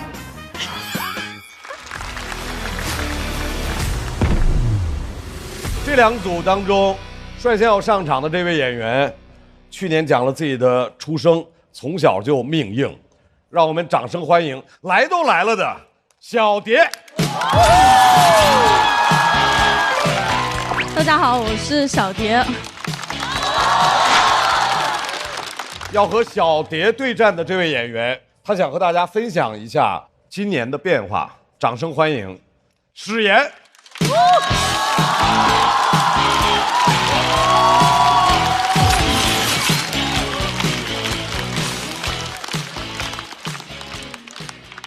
大家好，我叫史岩啊。我是从那边过来的，完就今年上这儿来了，主要是听说这边去年播的挺好，我寻思来看看咋回事儿，反正你们好好整呗，你们，你整不好，明年我还回去。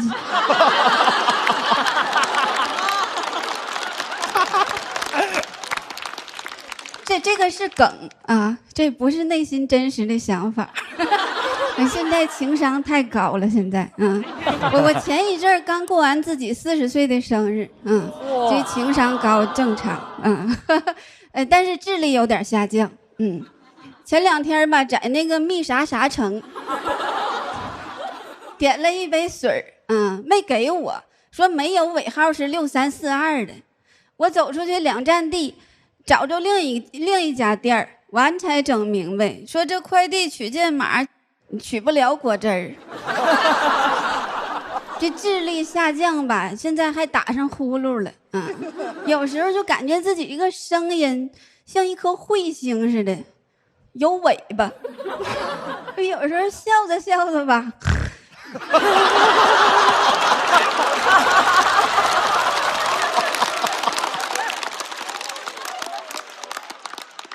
就这样的，最早发现我打呼噜的是我老公，这话说的，反正你说让别人发现，也不太合适，他说我影响他睡觉啊，让我上医院去看看去。我说怎么结婚这么多年了，还是没习惯女性发声啊？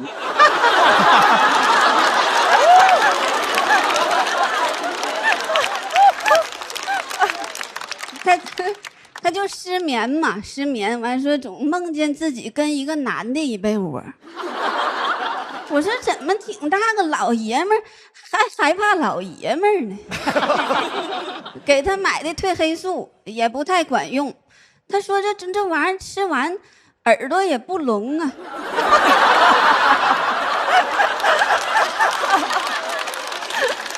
哎呀，睡不好，俩人睡不好，后来就分居了嘛，这是个好事儿啊，这是个好事儿，当我们俩同时说出今天我睡沙发吧，那一刻，屋里的气氛都有点暧昧了。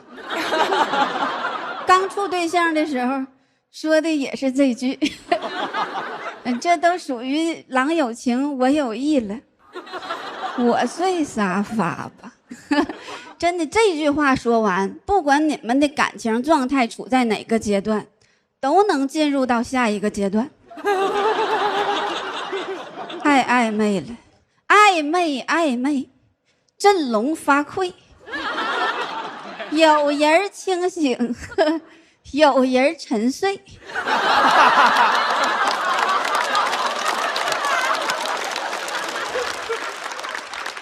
比我的呼噜还响了80个分贝，这玩意儿写的太小品了。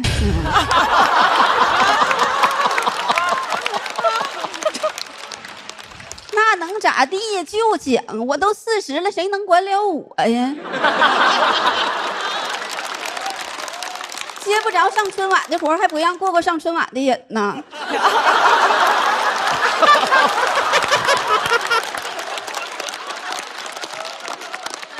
现在我们家天天晚上睡觉之前都增加了一个抢单环节。我说今天晚上我睡沙发吧，别的，昨天都你来的，今天该我了，别跟我撕巴了。孩子在旁边看着呢。哎，说出来不怕你们羡慕。分居之后，恩爱多了。现在我看他的时候，有的时候都觉着他是我的crush。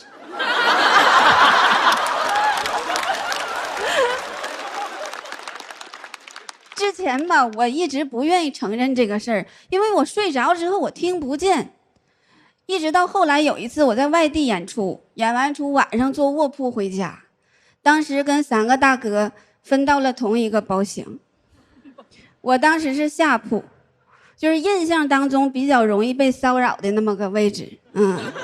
我知道法治社会现在出现那种情况的概率比较小了，但是你知道女人一旦知道自己还有点姿色的时候，她心中吧难免就会升起那么一丝恐惧。他们当时放的确实也是很开，我这行李没放好呢，他们都光上膀子了。我心说，我说这有点危险，要不今天晚上就不睡了。我就一直坐到沈阳北，天亮我就下车了。后来呢，是被自己的呼噜给震醒的。不知道你们打没打过那种就是可以把自己震醒的呼噜？就是那种嗡一下子。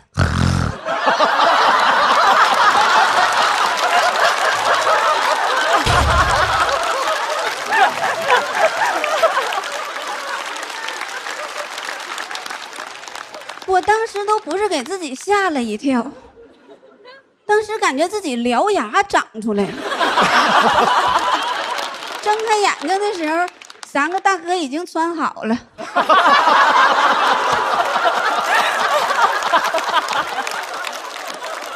一人拿一瓶甜水在那坐着呢。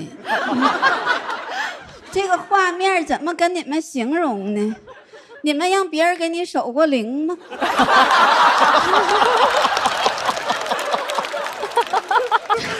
这3个猛男，穿戴的非常整齐，眼神当中吧，还流露了那么一丝疲惫和哀怨，同时还有一些难以置信。你就感觉他们之间互相怀疑过彼此，但是最后发现问题出在我身上，真的是我这么多年做过的唯一一次不熄灯的卧铺。那天晚上大家都在保持警觉，3个大哥为我亮灯。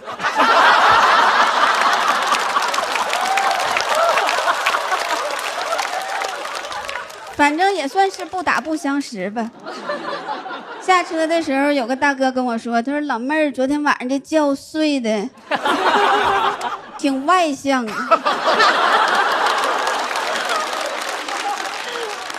这也是我活了这么多年第一次吃到外向的红利，就是换来了别人的内向。真的活了40岁了，突然明白一个事儿，就是这个世界上女的怕男的。但是男的吧，他怕呼噜。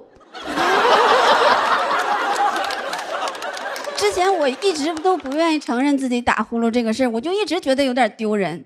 但是当我发现，就是我无法克服的这个缺点可以保护自己的时候，我突然就放下了，甚至现在还有点窃喜了呢。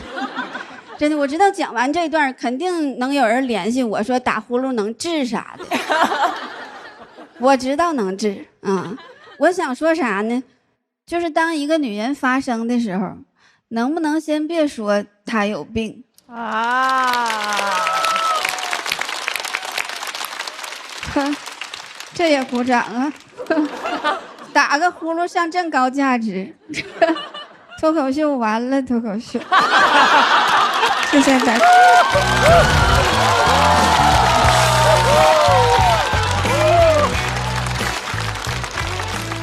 来锁票，倒计时。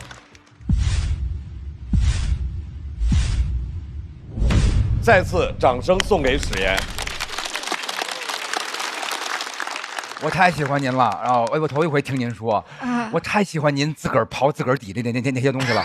就是我还说一堆顺口溜，我说东北朋友们是爱押韵哈，但是自个儿说我这演小品呢，然后就是那种蔫儿的，然后自个儿吐槽自己，哇，那种感觉我太喜欢了，因为特别的傻。就是他特别缺心眼儿。对不起啊，我不说这个词儿不太合适，但是因为我太爱吃这种缺心眼儿的梗了啊。就是一个很傻的东西，在我心目中是非常可爱的一种东西，因为它非常的白痴，但是它非常又有智慧。一个白痴跟那个智慧的点碰在一起，那是人间的精华呀！我觉得那种感觉特别棒。我是因为我看完史岩的那个脱口秀之后，觉得哇特别的放松，就觉得他把我当自己人。是，我觉得这是脱口秀非常大一个魅力，就觉得哎，在跟自己的朋友在说一些事情，就完全可以帮你去放松掉你身上可能一些紧张啊、一些状态怎么样，所以非常吸引我啊。对我来说这是线下嘛，第一次在线下看到史岩的演出，我觉得就是名不虚传。我总觉得好演员他一旦演出开始，他会进入到一种状态，那种状态好像他被插上了羽翼一样，走入无人之境，非常的自信。刚才大老师讲那些我也很喜欢，他自己破掉自己的一些地方，让我们可以完全没有障碍的去笑，这是我觉得特别重要的一点。因为我们受到一些脱口秀的教育和关于喜剧的教育，就什么是高级，什么是好，我们内心会有一些障碍的。所以作为演员，此刻你帮我破掉这些障碍，我可以心无旁骛的笑，这点我觉得非常重要。然后作为他，我觉得那个节奏掌握的非常好，因为很多时候你慢慢的讲，你会怕场子可能不够热，对，人会本能的声音变大，节奏变快，对，他一直这么稳，而且能够 hold 住全场，我觉得这个非常非常不容易。谢谢。苗苗老师。那个，你们俩聊天可以，就是感觉照镜子。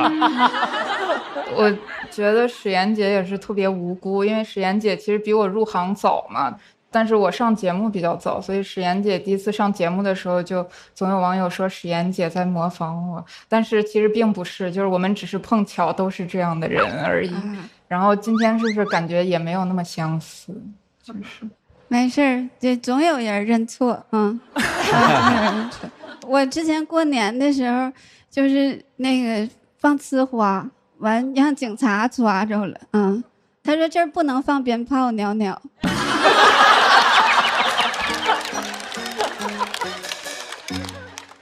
我说那个啥，我说行。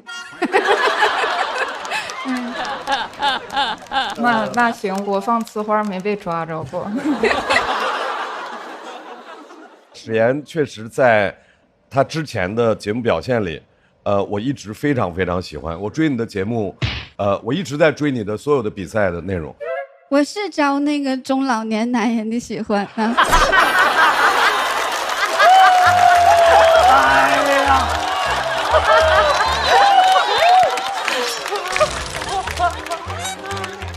不是，史岩，你说的特别好，特别好。我想问一下，高寒，你乐成那样是原因是什么？我就是感觉史岩姐说这个中老年人，中这个字可以去掉。对呀。把话筒赶紧放下啊！再次感谢史岩的表演。我最开始特爱模仿他，我见他面就忍不住，嘿嘿。哎呀，他就是这样的，而在私下确实也是这样的，所以我喜欢他那种人格，做出那种暧昧，振聋发聩。468也太好了，468剧，哎呀，很像我家亲戚，就是这种感觉，就是，哎，我说话太有意思了。就他那个段子是那种非常有灵气的东西，我们这个岁数能写出这种有灵气的东西很不容易，我跟你讲。那有啥用啊？它不代表观众啊，就只是收到了一些同行的尊重，呀，也挺好的。那你们这次来比赛有没有什么目的？哎呀，没来时候没说是比赛呀，不说这边交朋友啥的吗？就奔这个来的。学姐，我们爱你。史岩，看这儿，史岩就是我的大学，我给史岩拿一个。给我狗。当天去也嘛，当天分啊。开始排练了。多少新朋友变成老朋友。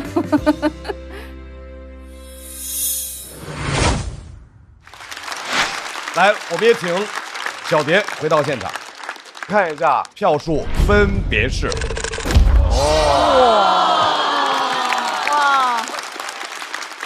恭喜史岩在这一轮占得先机，再次掌声送给两位，请两位稍作休息。接下来要上场的这位演员是位00后，年龄不大，冲劲儿不小，掌声欢迎冯子豪。我和小杰当时有一个共同的感觉，这个命运怎么不把握在自己手里啊？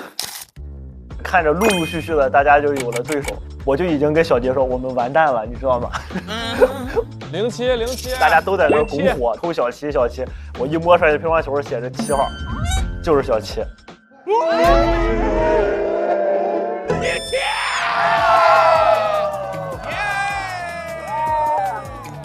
又见面了，子豪。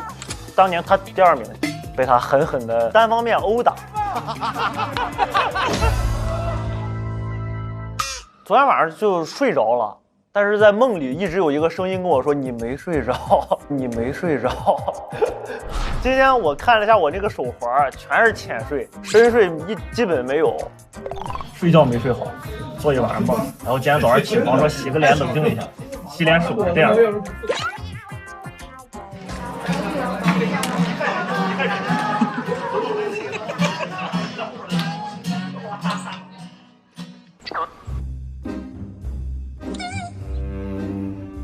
早点表完，早点挣钱。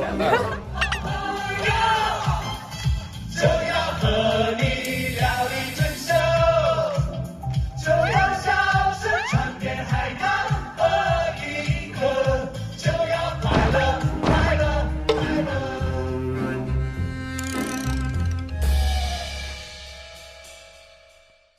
掌声欢迎冯子豪。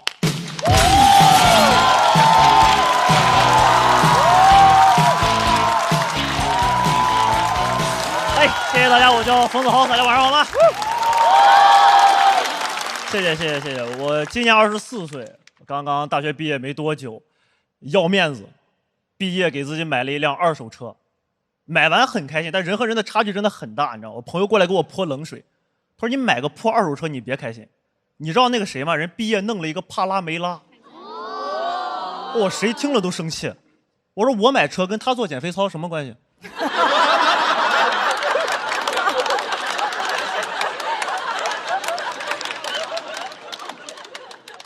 人和人的差距就这么大。后来才知道那是帕梅拉。上网搜保时捷帕拉梅拉多少钱？人民币130万一辆。很好，你们的反应很平静。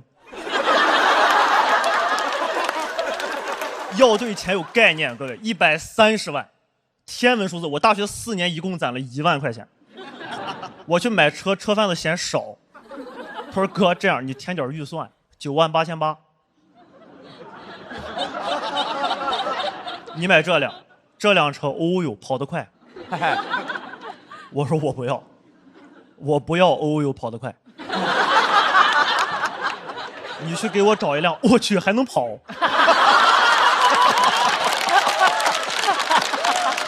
他带我看了他们的镇店之宝，一辆2008年生产的捷达，一辆退休的出租车重新喷的漆。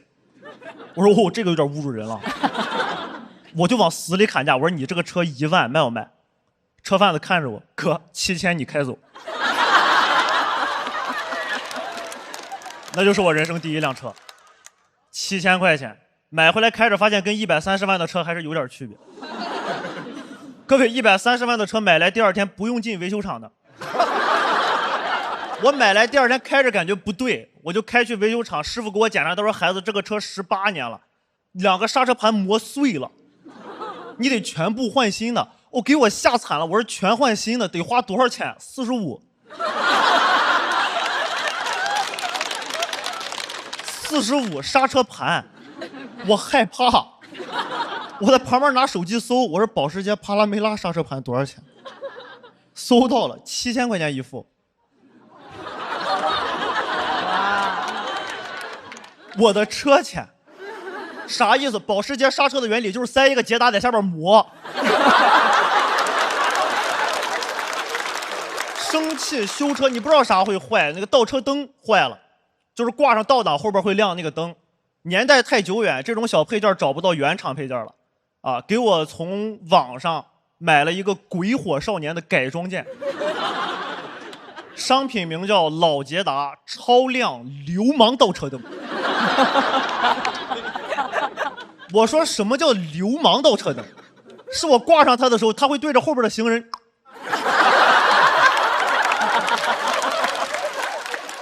我说我觉得你这个灯是不是有点？他说12块钱，我说装上，装上就装上，谁也不会检查这种安全配件。当天晚上就忘了，带着我朋友去商场吃饭，在停车场倒车。我说你下去到后边帮我看着点。他下去到后边，我挂上倒档，后边天亮了。我朋友气疯了，捂着眼睛到主驾驶来找我，说兄弟你这车厉害，后边装了个浴霸。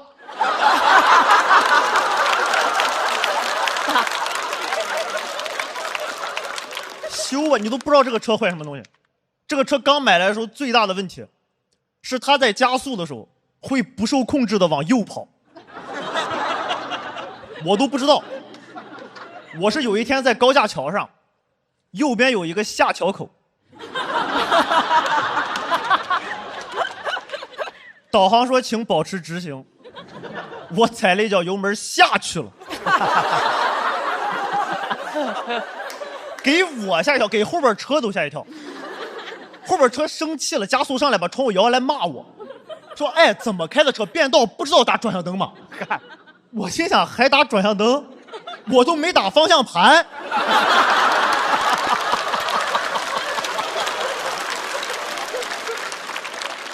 很害怕，抓紧上网发帖子问我刚买了一辆二手车，会不受控制的拐弯。收到了一条让我困惑的评论，他说没事儿，原车主回来了。很奇怪，你知道吗？我买这辆车原先是为了见人有面子，但不知道为什么有了这辆车以后，我现在不太敢见人了。毕业之后入职当了一个老师，第一次团建嘴就比脑子快了。有个女同事家离得比较远，不太方便，我说哎，我有车，我接你吧。他很开心，他说：“哦，冯老师买车了，什么车？”我说：“少打听。”但是人很焦虑，抓紧时间回家开车，路上就在拿手机搜怎么让一辆老车看上去不老。各位，我发现我这个车真的突破了大家对老车的认知了。人家网友有办法，说很简单，你把同事坐在副驾驶能看见的地方全部擦干净，啊，就比方说那个中控台、座位，还有窗户升降的按钮。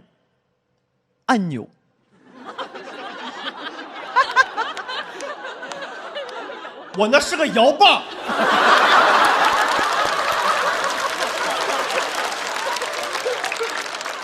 这个玩意儿还有擦的必要吗？他看见的时候就说明一些问题了吧？我怎么跟人家解释呢？我说你抓住那个，我抓住这个，咱俩一块摇。我很焦虑，我知道他看见摇把就知道这是台老车，我多虑了。他在车外边就看出来了，站在车外边敲我副驾驶玻璃，说冯老师。车不错，就是得18年了吧？我说你怎么知道？他说你往后看，我就往后看，发现我车后窗玻璃上贴了一行白色的小字，写着与一汽大众携手为北京奥运喝彩。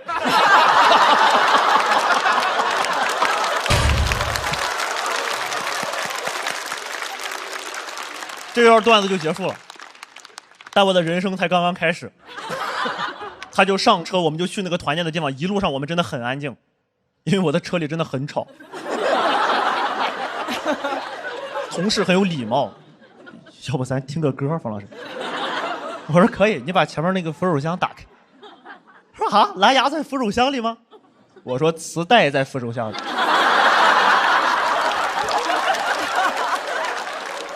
磁带往里放，他也不会放。我很着急，我也没法帮他，因为我手一离开方向盘，车就往右跑。我就抓紧提醒他，我说你往下放，上面那个是以前打表的。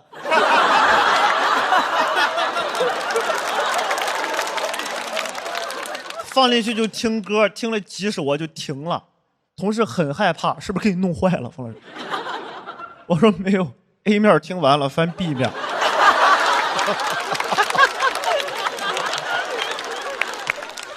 同事很困惑，问出了那个他终于想问出的问题：冯老师为什么买这辆车？我要面子，我说我喜欢老车。我说完我都想扇我自己。我喜欢老车，我怎么不买辆08年的帕拉梅拉呢？那是我想喜欢吗？那有钱的人家喜欢什么就能拥有什么，那我这样的只能拥有什么我就喜欢什么。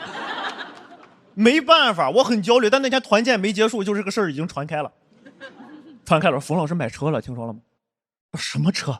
烧油的是烧电的？不知道，说是铅笔驱动的。讲到这儿，谢谢各位耳光导，拜拜。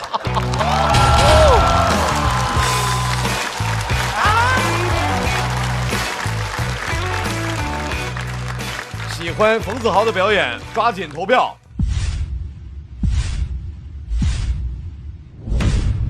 再次掌声送给冯子豪。他的表现特别好，我一直在笑，现在嗓子有点哑了。然后到后来我是有点小感动，就是你就觉得哦，24岁他在大学毕业以后他就想做这样一件事情，我觉得就是应该这样啊！你长大以后你就应该做一些你可以做的，不是必须要做的。因为在我们长大以前，你做所有的事儿都是必须要做的事儿，所以瞬间你就会觉得哦，我当年好像也是这样的。那种共鸣感，就觉得啊，笑过之后很感动。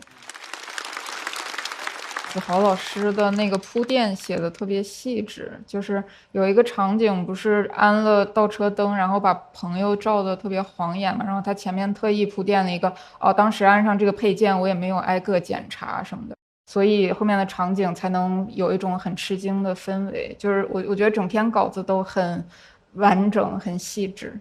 就很了不起，感谢，谢谢。刚你要讲特别对，非常细腻。他中间，你看他24岁那么年轻，他在讲哦，放 A 面，然后 B 面，那瞬间那个年龄感、时代感全都回来了，你知道吗？那种感觉特别神奇。我能稍微补充一句吗？放完 A 面放 B 面，如果 B 面不能响的话呢，我中控台还有一根铅笔。对，所以他后面就讲是用铅笔驱动的。哦，去倒那个东西是不是？把它卡出来，把它给卷一下。所以最后是一个铅笔的那个，但是我忘了这段词儿，我没讲出来。我今天太紧张了。我说没有 ，A 面听完了，翻 B 面。哎，你看，就是因为我们是从那个磁带那个过来，所以我就给脑补了。但当时我意识到你说那个铅笔驱动的时候，现场笑声没有那么的大。我的错，太紧张了。但其实没事，真的是瑕不掩瑜，非常棒的一段。感谢，谢谢罗宇老师。这让我想起来，我们班同学以前听磁带的时候 ，A、B 面的时候，特别有仪式感。听完 A 面在床上这么听 ，B 面的时候然后这么躺着这么听啊，不是他自己翻译 B 面。哎，我会从他上看到我羡慕的点，哎，因为我会在想，是我在他这个年纪，我站在台上去唱歌，我真的没有像他这么稳，而且他自己都说自己紧张。当我感觉他刚才哪怕是无论任何地方，他哪怕忘了铅笔那个点，但是完全我是没有感受出来的。是。对，所以我是从他身上我会觉得哇，好羡慕，就是一个人在台上他可以这么的稳健，对，他会这么的稳定，因为这是一个很难做到的事情。尤其是因为我今天我也是第一次来到咱们脱友嘛，我就感觉到其实压迫感挺强的。对，因为所有的反应都是非常即刻的，你万一你这一下哎跟你心中的预想不一样呢，会不会打乱你的节奏？但是我觉得完全他非常非常稳，所以我觉得哇非常喜欢和羡慕，所以就拍下了这个灯。谢谢。有句话特别戳我，那句话也特别的对。你说一句话就是说喜欢什么就拥有什么，但是你现在拥有什么就喜欢什么，你已经活在结果里了。因为越到后边，幸福的标准就是你拥有了什么你就喜欢什么，而不是你喜欢什么就叫拥有什么，因为那样是永远你不会幸福的。然后我觉得这个点是非常棒的，那一刻你感觉是一个无奈，对于我来说是一种升华，所以我觉得非常棒啊！感谢，掌声送给冯子豪，谢谢大家，谢谢你们，谢谢。来，子豪回到位置稍微休息一下。